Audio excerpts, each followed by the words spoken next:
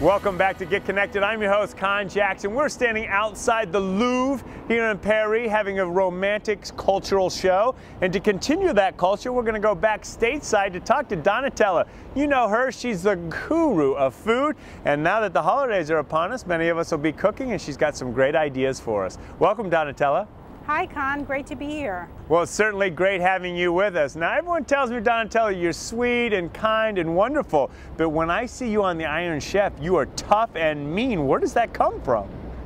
Oh, I'm not that. Look, I'm supposed to be a judge, and I have to be fair, but I am a lawyer by background, so maybe that's where it comes. I'm very impartial.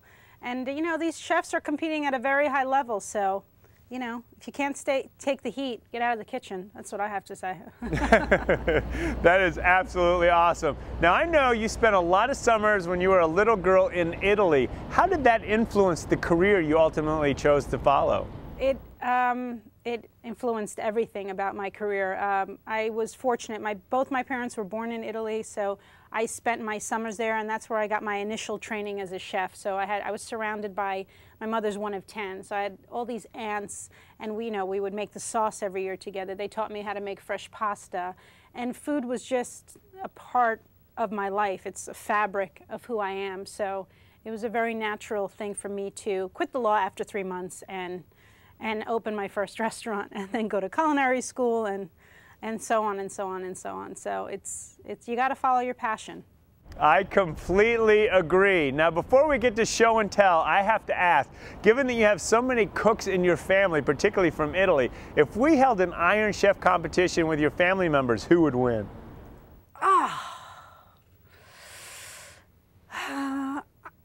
Amongst me and my brother, who's a chef, and my father and my aunts, I would say me, because I know what it's like to be in Kitchen Stadium, and I know what the judges are looking for: taste, presentation, and creativity, and the use of the ingredients. So I think I would win. My family's not listening, so I'm safe, I think. Well, it sounds like a tasty competition indeed. Now it's time for show and tell. Tell us what you have for us.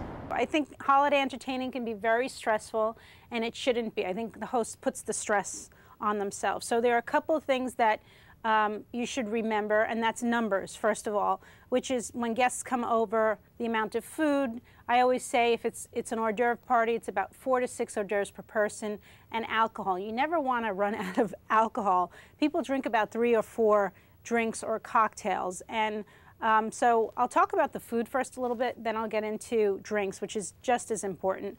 But some of my signature recipes, which are in my book, Donatella Cooks, and are really easy, is the stuffed figs with gorgonzola. It's wrapped in high-quality prosciutto, and you bake it in the oven. You drizzle it with a little reduced balsamic vinaigrette. It's so easy and fun.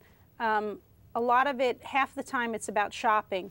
I have really high-quality cheeses. Pick a theme: Spain, Italy, of course.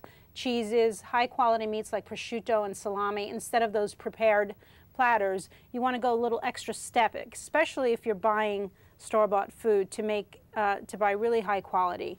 My popcorn, I just add truffle oil, Parmesan, put some green herbs in it, put it in a trifle bowl, and it's beautiful.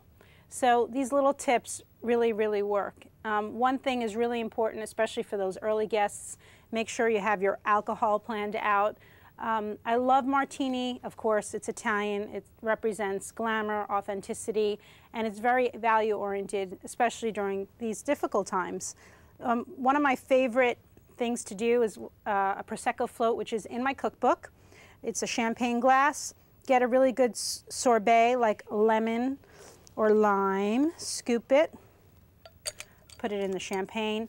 And I have here Martini Prosecco, which is a semi-frizzante, and it's a little drier. It has citrus and floral notes, and this is good throughout the meal, to start and throughout the meal. You don't even need to switch to white and red wine throughout the meal. This is wonderful.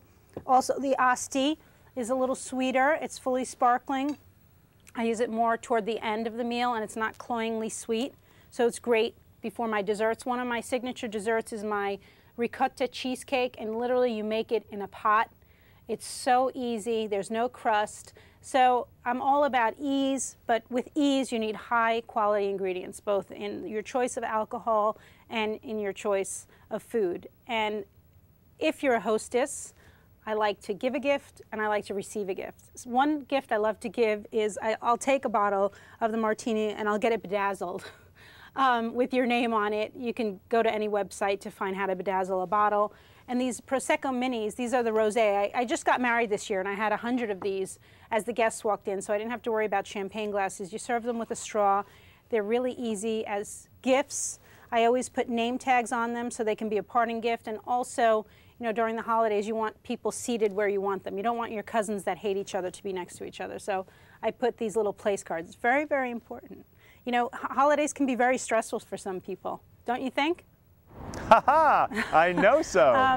My white chocolate rice pudding, I serve in martini glasses. Once again, it's a dessert that's very rustic, but it's easy to make and it's error-proof and it can sit. You know, when you're entertaining, you have to think about things that hold very well. So like the ricotta cheesecake, the figs hold very well. Another thing I do is a great butternut squash soup, but I put them in espresso cups so they become the perfect hors d'oeuvre. And you can just sip it. You don't need a spoon. You don't need plates. So you're making your life easier as a hostess and less cleanup. Awesome tips, Donatella. Thank you so much for joining us and having such a passion for cooking.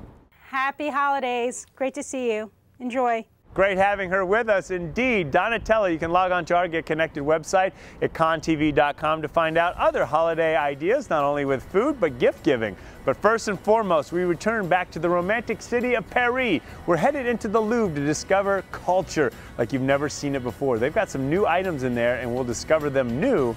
Well, of course they're new, well they're old, but we'll discover them new together when we come back. Thank you so much for watching. Are you tired of negative news? We are. And that's why we're creating a movement.